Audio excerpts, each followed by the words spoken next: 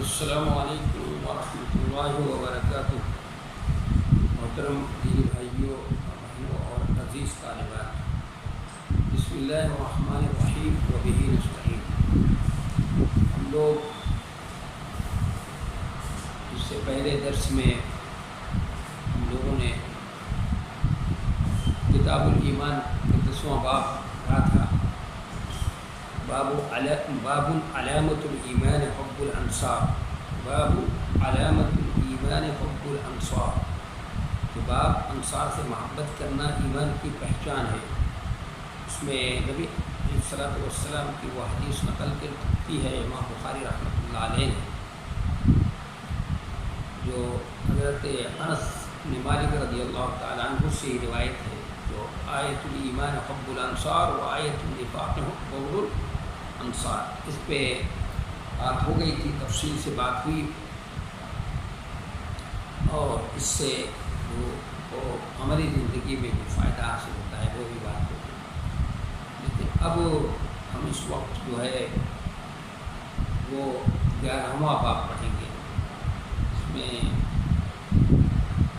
صرف بابن ہے، وہ اس کو پڑھتا ہوں میں۔ تو وہی قال حدثنا ابو الیمان قال اخبرنا شعیب عن الزہری قال اخبرنی ابو ادریس عائد اللہ بن عبد اللہ ان عبادۃ بن الصامت رضی اللہ عنہ وكان شهد بدرا وهو أحد النقباء ليلة العقبة أن رسول الله صلى الله عليه وسلم قال وحوله إصابة من أصحابه بايعوني على أن لا تشركوا بالله شيئا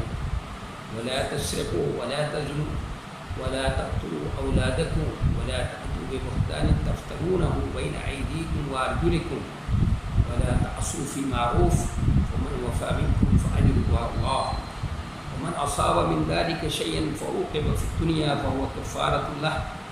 ومن أصاب من ذلك شيئا ثم ستره الله فهو إلى الله إن شاء عفا عنه وإن شاء عاقبه وبايعناه على ذلك وكما قال صلى الله عليه وسلم۔ یہ 11واں باب ہے۔ امام بخاری رحمۃ اللہ علیہ نے کتاب الایمان کے اندر اس کو قائم کیا ہے، اور یہاں پر تو باب کہا گیا ہے اور اس میں کوئی ترجمہ الباب نہیں ذکر کیا گیا، یہاں پر باب صرف لکھا گیا ہے، تو کوئی ترجمہ الباب ذکر نہیں کیا گیا۔ ایسی صورت میں میں نے تمہید کیا تھا، اس کی تمہید بیان کر رہا تھا امام بخاری رحمۃ اللہ علیہ کی سوانح، اور پھر اس کتاب پر جو تبصرہ ہوا، جو تفصیلات آئی تھیں، تو اس میں تمہید میں نے بتایا تھا ایسی صورت میں اس باب کا تعلق پہلے والے باب سے مانا جاتا ہے۔ اگر کہیں ایسا ہو صرف امام بخاری رحمۃ اللہ علیہ کہیں باب اور اس میں کوئی ترجمۃ الباب نہ ہو، لوگوں نے تو بہت سی اس کی توجیحات کی ہیں، لیکن وہ سب توجیحات جو ہیں عام طور پر امام بخاری کی شایع نشان نہیں ہے۔ زیادہ بہتر یہ ہے کہ ایسی صورت میں اس باب کا تعلق پہلے والے باب سے مانا جاتا ہے، اور یہ پہلے والے باب کی فصل کے درجے میں ہوتا ہے، اس کی حیثیت فصل کی ہوتی ہے، یعنی پہلے باب سے اس کا ربط اس طرح ہوگا کہ جب پہلے باب میں انصار کا ذکر آ گیا تو سوال پیدا ہو کہ انصار کو کہنے کی وجہ کیا ہے، کہ بھئی انصار کو انصار کیوں کہا جاتا ہے، اس لقب کی ابتدا کیسے ہوئی، تو حدیث لا کر یہ بتایا گیا کہ مینا کے اندر عقبہ کے پاس انصار نے رات میں رسول اللہ صلی اللہ علیہ وسلم سے بیعت کی اور آپ پر ایمان لائے اور آپ کی مدد کا وعدہ کیا، اس طرح ان کو انصار کہنے کی ابتدا ہوئی۔ تو گویا اسی سے تعلق ہے، پہلے والے باب سے اس کا جو ہے اس باب کی حیثیت فصل کے ذریعے کی ہے۔ اب جب عقبہ کا تذکرہ آیا، ابھی اس میں آئے گی بات، تو یہ عقبہ جو ہے، عقبہ کے معنی گھاٹی کے ہوتے ہیں، عقبہ کا معنی گھاٹی ہوتا ہے، یہاں مینا کو پہاڑی راستہ مراد ہے، بھی اس میں جو آئے گا کہ یہ حضرت وعدہ ابن الصامت رضی اللہ عنہ احد النقباء لیلۃ العقبہ، اس میں لیلۃ العقبہ، تو عقبہ کہتے ہیں گھاٹی کے معنی میں ہوتا ہے یہاں مینا کا وہ پہاڑی راستہ مراد ہے جو مینا کے مغربی کنارے پر مکہ جاتے ہوئے پڑتا ہے۔ اس گھاٹی کے پاس حج کے ایام میں، حج کے دنوں میں رسول اللہ صلی اللہ علیہ وسلم نے 2 سال مدینہ والوں سے بیعت کی تھی۔ پہلی بیعت نبوت کے 12ویں سال ہوئی، اس میں مدینہ کے کل 12 آدمی شریک تھے۔ 12 میں 5 وہ لوگ تھے جو 1 سال پہلے ہی اسلام لا چکے تھے، جو بتایا تھا میں نے کہ اس سے پہلے 7 لوگ نئے تھے، سب نے اسلام قبول کیا اور آپ سے بیعت کی۔ پھر نبوت کے 13ویں سال اسی گھاٹی کے پاس حسب پروگرام 12 ذی الحجہ کو مدینہ کے 75 یا بعض روایتوں میں 73 ہے اور 75 آدمی آپ سے ملے۔ رات کا وقت تھا اور خفیہ طریقے سے یہ لوگ جمع ہوئے تھے۔ 75 لوگوں میں 73 مرد اور 2 عورتیں تھیں۔ تو بعد ثابت دونوں بیعت میں شریک تھے۔ تو پہلی بیعت میں اولا کہلاتی ہے اور دوسری بیعت میں ثانیہ کہی جاتی ہے۔ دوسری بیعت میں آپ نے 12 آدمیوں کو نقیب یعنی سردار مقرر فرمایا تھا اور بعد ابن ثابت بھی ان نقبہ میں سے ایک تھے۔ یہ حدیث بڑی اہم ہے، بہت ہی اہم ہے، لیکن اس کا تعلق یہ جو ترجمۃ الباب ہے اس میں باب صرف کہا امام بخاری رحمۃ اللہ علیہ نے اور کوئی ترجمۃ الباب قائم نہیں کیا۔ تو میں نے بتایا اس کی حیثیت پہلے والے باب کے فصل کی سی ہے، یعنی جو انصار رسول اللہ صلی اللہ علیہ وسلم نے فرمایا تھا یہاں پر کہ انصار سے محبت جو ہے، آپ نے فرمایا ایمان کی پہچان ہے انصار سے محبت کرنا اور نفاق کی پہچان ہے انصار سے دشمنی کرنا۔ یعنی مدینہ منورہ کا جو سماج تھا، معاشرہ تھا، اس میں مختلف طرح کے لوگ تھے، تو اس سماج کے اندر ظاہر کوئی علامت، کوئی شناخت، کوئی پہچان تو ایمان کی ہونی چاہیے۔ تو اس لیے آپ صلی اللہ علیہ وسلم نے ایمان کی شناخت اور پہچان جو ہے میں نے بتایا عرض کیا تھا کہ انصار سے محبت کو، جو انصار سے محبت کرتا ہو وہ گویا سچا پکا مومن ہے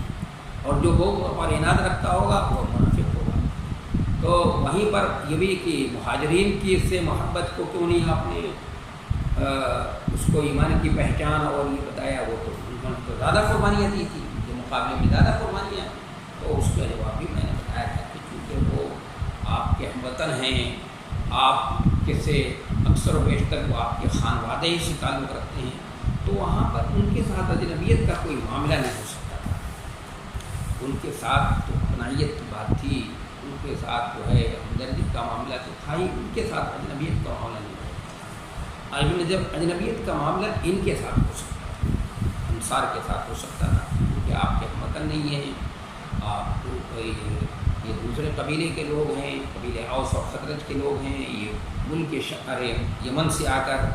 مختلف روایتیں ہیں کہ بند کے ٹوٹ جانے کی وجہ سے یا اور بھی بہت سی روایتیں، تاریخی روایتیں ایسی ہیں جو ناقابل استدلال ہیں، جو ضعیف روایتیں ہیں، تاریخی عام طور پر ضعیف روایتیں ہوتی ہیں، تو اس لیے ان کا ذکر کرنا بھی صحیح نہیں ہے۔ تو کسی وجہ سے یہاں پر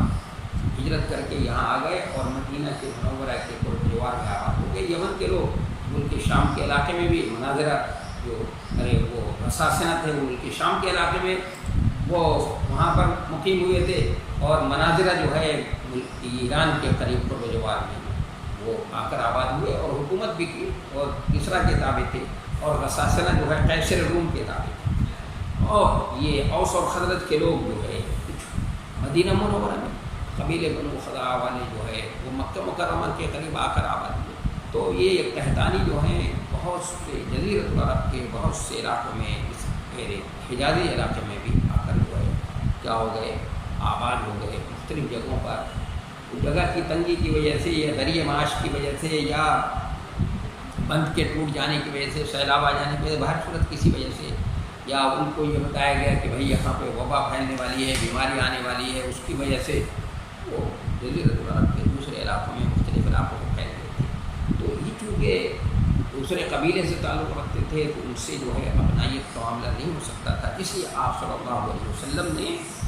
ان کی محبت کو، ان سے محبت کو، ایمان کی پہچان آپ صلی اللہ علیہ وسلم نے قرار دیا، اور پہچان کوئی نہ کوئی ہونی چاہیے۔ تو اس لیے ابھی ان کا تذکرہ تھا، تو اس لیے تو فوراً ہی جو باب گیا اور وہاں کوئی کوئی ترجمہ باب قائم نہیں کیا ہے تو اس کی حیثیت کیا ہے؟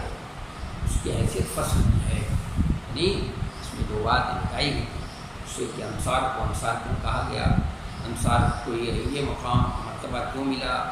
اور اس سے پہلے تو ان کو بنو قیلہ کہتے تھے، ان کو انصار کیوں کہا گیا، اور ان کو یہ مقام و مرتبہ کی ان کی سے محبت کو ایمان کی پہچان، تو اس میں ان کی قربانیاں کیا قربانیاں ہیں، تو کچھ ان کی قربانیوں کی طرف جو ہے کیا ہے اشارہ ہے کہ نبی علیہ الصلوۃ والسلام سے یہ مکے میں آئے اور انہوں نے آ کر آپ سے بیعت کیا، ہاتھ میں ہاتھ ڈال کر یعنی معاہدہ کیا، معاہدہ کرنے کے عہد کیا کہ آپ ہمارے یہاں تشریف لائیں اور ہم آپ کی ہر طرح سے مدد کریں۔ تو میں نے عرض کیا تھا کہ حضرت اس وقت عباس بھی تھے شریک، یہ طور پر معاہدہ ہو رہا تھا، رات کی تاریکی میں معاہدہ ہو رہا تھا، اور انہوں نے کتنے وثوق کے ساتھ اور کتنے اعتماد سے کہا تھا۔ حضرت عباس جو بعد میں مسلمان ہوئے تھے اس وقت مسلمان نہیں تھے، انہوں نے کہا تھا کہ تم سمجھ رہتے ہو کہ ان کو لے جا رہے ہو، لے جانے کے لیے کہہ رہے ہو، ان کو لے جاؤ گے تو سارے عرب کے لوگ تمہارے دشمن ہو جائیں گے، قریش کے لوگ دشمن ہو جائیں گے، کیا تم سب سے مقابلہ کرنے کی طاقت رکھتے ہو، طاقت ہے تمہارے پاس؟ تو انہوں نے کہا ہم مدینہ منورہ کے اندر ہر طرح سے جو ہے ان کی حفاظت کریں گے اور ہر طرح سے جو ہے ان کا تعاون کریں گے، اور جو کچھ کہا تھا انہوں نے اس کو کر کے دکھا دیا۔ حضرت عباس بھی سمجھ گئے کہ ہاں یہ سچے معلوم تھے، تو انہوں نے کہا ٹھیک ہے جاؤ۔ آپ صلی اللہ علیہ وسلم نے اجازت دے دی تھی، آپ کو معلوم ہے بتایا تھا، اس لیے وہی اسی کو کی مزید وضاحت کے لیے کہ ان کو انصار کیوں کہا گیا، ان کو یہ مقام مرتبہ کیوں ملا گیا، تو یہ اس کو امام بخاری رحمۃ اللہ علیہ نے صرف باب کہہ کر کے اس میں یہ حدیث نقل کی ہے، اور وہ حدیث کے راوی کون ہیں؟ عبادہ ابن صامت رضی اللہ عنہ، عبادہ ابن صامت رضی اللہ عنہ، عبادہ ابن صامت رضی اللہ تعالیٰ عنہ۔ حدیث کے جو راوی ہیں عبادہ ابن صامت رضی اللہ تعالیٰ عنہ، تو ان کی جو خوبی بیان کی گئی ہے اس میں دو خوبی ہے، پھر اس کے بعد میں ترجمۃ الباب جو حدیث ہے اس کا ترجمہ کروں گا۔ پہلے راوی کی خوبی جو یہاں پر عبادہ ابن صامت رضی اللہ عنہ اس کے راوی ہیں، اس میں ان کی دو خوبی بیان کی ہے وہ عبادہ ابن صامت رضی اللہ عنہ کی کہ وہ کان شہید بدرن، کہ نمبر ایک ان کی خوبی یہ ہے، ان کی منقبت اور ان کی فضائل میں سے ایک فضیلت ان کی یہ ہے کہ کان شہید بدر، کہ غزوہ بدر میں شہید تھے، شریک رہے ہیں، اور غزوہ بدر میں جو شریک ہوا ہے آپ سب جانتے ہیں یا جانتی ہیں کہ بدری صحابہ اللہ کا مقام بڑا اونچا ہے، صحابہ کرام میں بدری صحابہ جو ہیں ان کا مقام بہت اونچا ہے، اس لیے حضرت عمر فاروق رضی اللہ عنہ نے اپنے دور میں ایک وظیفہ مقرر کیا، تو بدری صحابہ کا وظیفہ سب سے زیادہ ان کو پہلے نمبر دیا، اور بدری صحابہ جو ہے اللہ تعالیٰ نے ان کے گناہوں کو معاف کیا، جیسے بیعت رضوان میں جو شریک ہوئے ان کے لیے ہے کہ رضی اللہ عنہم ورضوا عنہ، اسی طرح ہے بدری صحابہ کا اونچا مقام ہے۔ نبی علیہ الصلوۃ والسلام اس پہلا جو غزوہ ہے اس کو فرقان کہا جاتا ہے، اس میں نبی علیہ الصلوۃ والسلام نفس نصیب شریک ہوئے ہیں، اور آپ جانتے ہیں کہ یہ نبی صلی اللہ علیہ وسلم جو لوگ عام طور پر یہ سمجھتے ہیں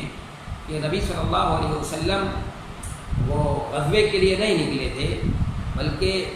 ابو سفیان کے سریے کے لیے، لیکن اگر وہ قرآن کو پڑھیں اور غور سے پڑھیں قرآن کو تو وہ سمجھ سکتے ہیں کہ نبی علیہ الصلوۃ والسلام نکلے تھے اسی غزوہ ہی کے لیے، لیکن وہ یہ بھی کہا گیا کہ یہ بھی ہے اور یہ بھی ہے، لیکن مشکل جو ہے اسی کے لیے آپ کو نکلنا ہے، نکلے تھے آپ، لیکن اس کا آپ صلی اللہ علیہ وسلم نے اظہار نہیں کیا تھا، اور اس کا وہ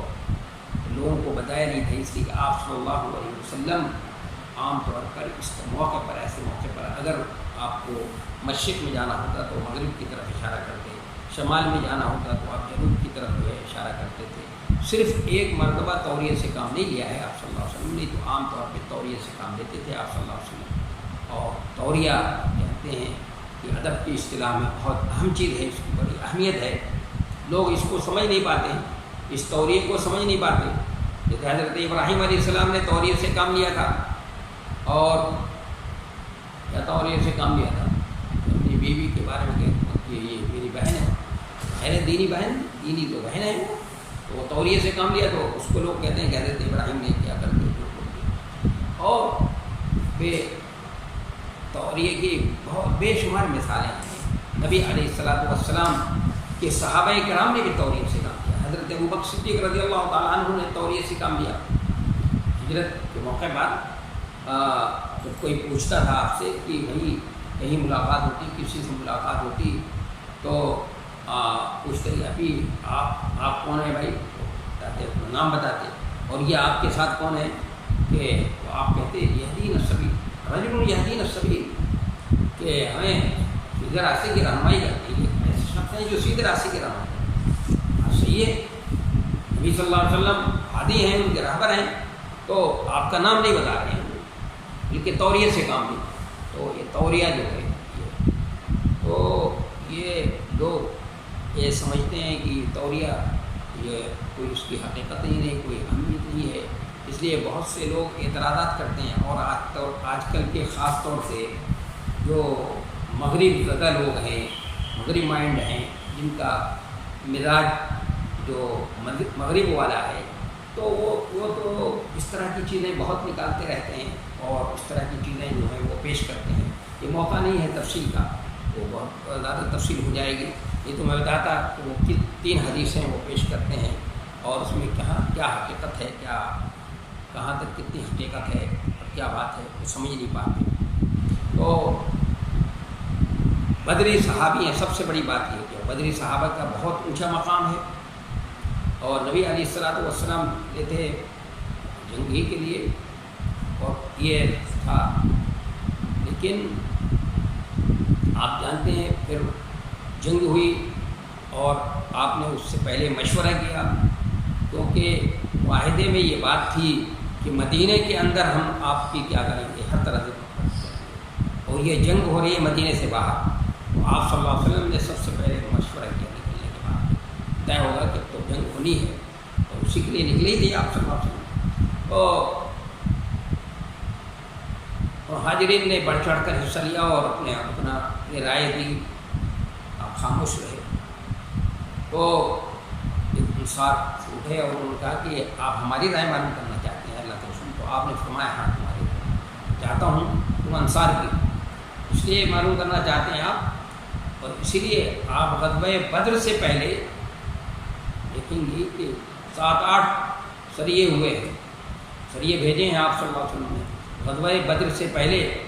لیکن اس میں سارے کے سارے جتنے لوگ بھی بھیجے ہیں آپ نے مہاجرین کو بھیجا ہے, انصار کو نہیں بھیجا.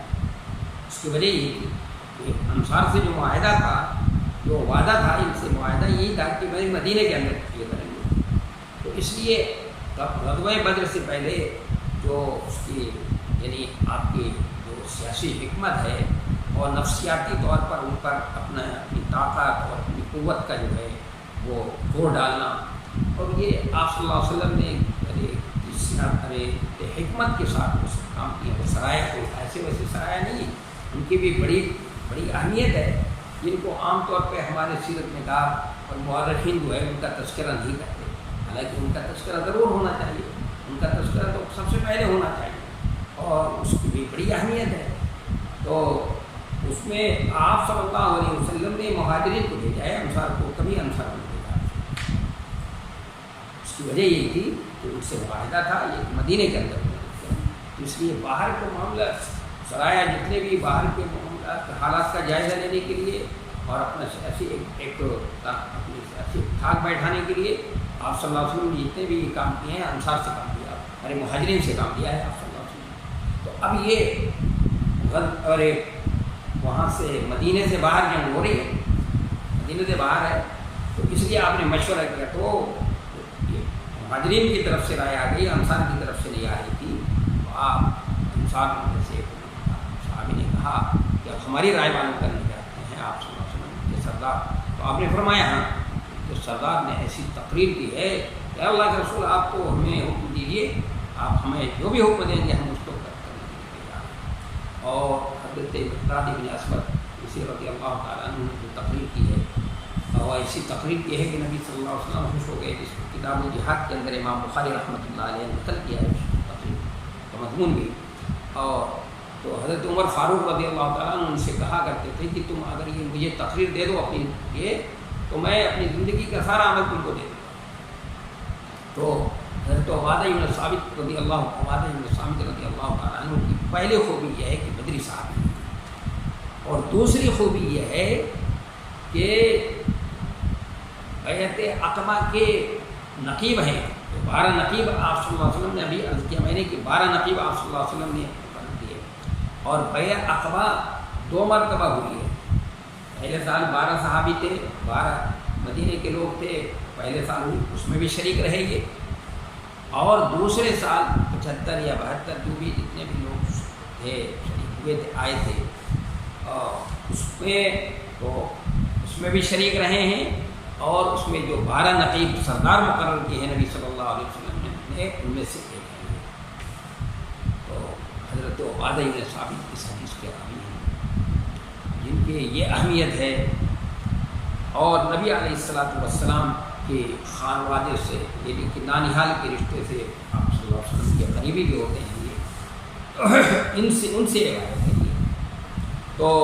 پہلے اس کا ترجمہ کرتا ہوں, یہ حدیث کے راوی کو ہو گئے, پہلے اس حدیث کا ترجمہ کرتے ہیں, پھر اس کے بعد اس حدیث کے اندر کیا باتیں ہیں اس باتوں کی وضاحت جو ہے انشاءاللہ پھر ہوگی. تو بہی قال حدثنا ابو الیمان, امام بخاری رحمۃ اللہ علیہ نے کہا ہم سے بیان کیا ابو الیمان نے, قال اخبرنا شعیب عن الزہری, انہوں نے کہا ہم سے بیان کیا شعیب نے. یہ تو راوی گزر چکے ہیں, ابو الیمان بھی گزر چکے ہیں, شعیب بھی گزر چکے ہیں, اور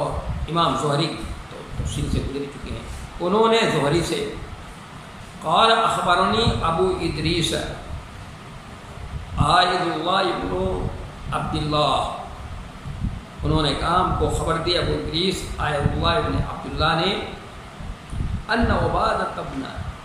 الصامت رضی اللہ عنہ کہ عبادہ بن صامت رضی اللہ عنہ وَكَانَ شَهِدَ بَدْرًا وَهُوَ أَحَدُ النُّقَبَاءِ لَيْلَةَ الْعَقَبَةِ, جملہ معترضہ کے طور پر ہے. اور عبادہ وہ صحابی ہیں جو بدر کی جنگ میں شریک تھے, اور بیعت عقبہ کی رات جن لوگوں کو سردار بنایا گیا تھا ان میں سے ایک بھی ہیں, ایک یہ بھی ہیں. تو وہ عبادہ بن ثابت کہتے ہیں, کیا کہتے ہیں کہ ان رسول اللہ صلی اللہ علیہ وسلم قال وحولہ اصابۃ من اصحابی. اصابہ کے معنی جماعت 3 سے لے کر 9 تک کی جماعت کے لیے استعمال ہوتا ہے. یہ لفظ اصابہ جمع مصاحب آتی ہے, اور یا یہ کہا جاتا ہے کہ یہ جمع ہے, اس کا کوئی واحد اس کے لفظ سے نہیں ہے. بہر صورت اصابہ رو جماعت کے لیے استعمال ہوتا ہے. تو عبادہ بن ثابت کہتے ہیں کہ رسول اللہ صلی اللہ علیہ وسلم نے فرمایا, اور اس وقت آپ کے صحابہ کی ایک جماعت آپ کے پاس موجود تھی. جس وقت آپ فرما رہے تھے اس وقت آپ کے صحابہ کی ایک جماعت آپ کے پاس موجود تھی. کیا فرمایا نبی صلی اللہ علیہ وسلم نے, بایعونی علی ان لا تشرکوا باللہ شیئا ولا تسرقوا ولا تزنوا ولا تقتلوا اولادکم ولا تأتوا ببہتان تفترونہ بین ایدیکم وارجلکم.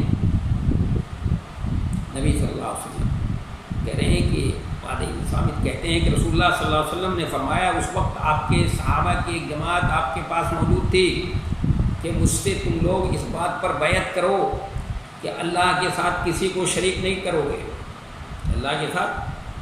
کسی کو شریک نہیں کرو گے, چاہے اس کی ذات میں ہو, اس کی صفات میں ہو, کسی چیز میں اس کو شریک نہیں کرو, کسی کو شریک نہیں کرو گے, چوری نہیں کرو گے, زنا نہیں کرو گے, اپنی اولاد کو قتل نہیں کرو گے, اور اپنے ہاتھ پاؤں کے درمیان جان بوجھ کر کوئی بہتان نہیں کرو گے. کسی نیک کام میں اصول اور ضابطہ بتایا آپ صلی اللہ علیہ وسلم نے، ولا تعصوا فی معروف، اور یعنی آپ صلی اللہ علیہ وسلم ہمارے کسی نیک کام میں نافرمانی نہیں کرو گے، ولا تعصوا فی معروف، کسی نیک کام میں تم نافرمانی نہیں کرو گے۔ پھر تم میں کا جو کوئی یہ اقرار پورا کرے گا، فمن وفا منکم فاجرہ علی اللہ، تم میں کا جو کوئی یہ اقرار پورا کرے گا اس کا اجر اللہ کے اوپر ہوگا، فاجرہ علی اللہ۔ ومن اصاب من ذلک شیئا فعوقب فی الدنیا، اور جو کوئی ان گناہوں میں سے کسی کا ارتکاب کرے، یعنی جو ابھی گناہوں کا تذکرہ ہو ان میں سے کسی کا ارتکاب کرے، پھر اللہ تعالیٰ اس پر پردہ ڈال دے، یہ ارتکاب کرے پھر اس کا دنیا ہی میں اس کی سزا دیتی ہے۔ فمن وفا منکم اجرہ فعلی اللہ ومن اصاب من ذلک شیئا فعوقب فی الدنیا، تو ان گناہوں میں سے کسی کا ارتکاب کرے پھر اس کو دنیا ہی میں اس کی سزا دے دی گئی، فہو کفارۃ اللہ، تو یہ سزا اس کے لیے کفارہ ہوگی۔ یہ بھی بڑا اہم مسئلہ ہے۔ اور جو کوئی ان گناہوں میں سے کسی گناہ کا ارتکاب کرے گا، ومن اصاب من ذلک شیئا ثم سترہ اللہ فہو الی اللہ، اور جو کوئی ان گناہوں میں سے کسی گناہ کا ارتکاب کرے پھر اللہ تعالیٰ اس پر پردہ ڈال دے اور کوئی نہ جانے، تو وہ اللہ کے حوالے ہے، اور معاملہ اس کا اللہ کے حوالے ہوگا۔ ان شاء فعلہ و ان شاء عاقبہ، اگر چاہے تو اللہ اس کو معاف کر دے اور اگر چاہے تو اس کو سزا دے۔ فبایعناہ علی ذلک، پھر ہم نے ان باتوں پر آپ سے بیعت کر لی۔ یہ حدیث ہے اس باب کے اندر، جس کا کوئی ترجمہ الباب قائم نہیں کیا ہے امام بخاری رحمۃ اللہ علیہ نے، اس کی وجہ سے میں نے بتایا کہ یہ باب گویا فصل ہے کی طرح کی حیثیت ہے اس کی، باب سابق جس سے پہلے والے باب کی کے لیے فصل کی حیثیت سے، اور اس میں وہ بات بتائی گئی ہے جو اس میں اس حدیث میں جو انصار کی محبت کو ایمان کی پہچان بتایا گیا تھا، اس کو بتایا گیا کہ انصار کو یہ مقام مرتبہ جو حاصل ہوا ہے تو وہ کیوں ہوا اور کیوں ان کو یہ مقام و مرتبہ ملا ہے۔ تو یہ حدیث کا ترجمہ ہو گیا اور ہم لوگ ترجمہ بھی کر چکے ہیں اس کا، تو اب انشاءاللہ اس کے جو ہے اس کی تشریح کریں گے، لیکن چونکہ وقت ہو چکا ہے تو آج اس کی تشریح چھوڑ دیتے ہیں۔ انشاءاللہ کل جو ہے، کل سے پھر مکمل انداز سے اس کی تشریح